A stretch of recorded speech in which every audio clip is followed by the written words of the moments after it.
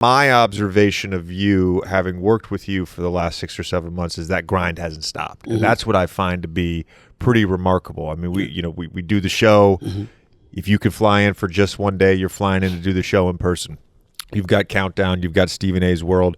You go on almost every other show at some point in time, whether that's Get Up or a radio show. Yeah. You're always out there grinding, and I'm curious if the grind is the enjoyment, the work is a little bit that feeling of relevancy and cherishing that feeling. Is that a little bit of it? I guess so, but I think the biggest thing is, let's just be honest, is the power, is the influence. And what I mean by that is that one of the reasons I can jump all over an athlete is because I'll challenge anybody to find somebody who defends athletes more than me, other than the athletes themselves. And I'm talking about a career where it's not just what I do on camera, on the microphone, on radio, or in a newsroom for a television network, or a television network, or print or print newspaper. What I've done behind the scenes to fight to make sure athletes got a fair shake, I'll put my record up against anybody. Because there's a lot of stuff that athletes don't know. Like, I'm big on, let's be fair. I'm big on, that's their personal life. What the hell are you doing that for? They're not in police blotters. You don't know what the hell is going on. Why would you say something like that?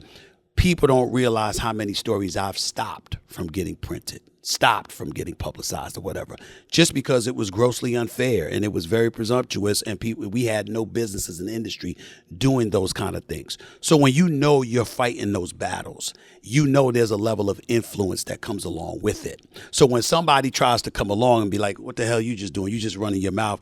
I laugh, because the instant thought that comes to my mind is, you clearly don't know my background. You don't know my history. You don't know the sacrifices that I've made and how much money I would be making even now if I was willing to sell you out. But I've never been that guy. And so for me, it's just, when you talk about power and influence, what I mean by that is that I say something that resonates. Last year, 1.5 billion people watched me on YouTube. 1.5 billion. I make sure I have these numbers. I know exactly what kind of impact that I have. And I know that that's the impact that a beat writer is going to the games and all of this other stuff. Well, owners call me. President of basketball operations call me. Players call me, et cetera, which is why a lot of times if a player challenges or they've got something to say and they'll pick up the phone and call me, and I'm like, you think you're the only one? You think, are you accusing me of getting this out of thin air? You think somebody didn't tell me this? Oh, no, we know somebody told you this. Okay, well, let's understand that then. So if I'm wrong, you got enemies. What you gonna do about that? And so all of a sudden you see how things swirl and how news percolates and how change actually takes place behind the scenes, 90% of which people never see. I'm one of the people that has an abundance of people on speed dial, and they have me on speed dial, and they will text or pick up the phone. That's why a lot of times there has not been one segment, and JJ probably knows this, maybe doesn't. There has not been one single segment I've been on the air with you where I'm not getting text messages from people in the league while we're talking. Get him. He's wrong.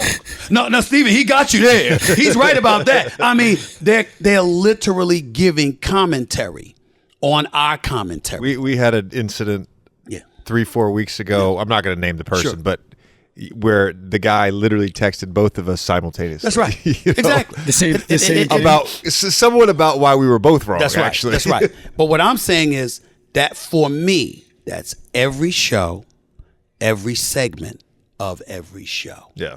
Which is why when people sit up there and say he doesn't know, they don't get it. I'm not one of those commentators that think I know more than the people involved.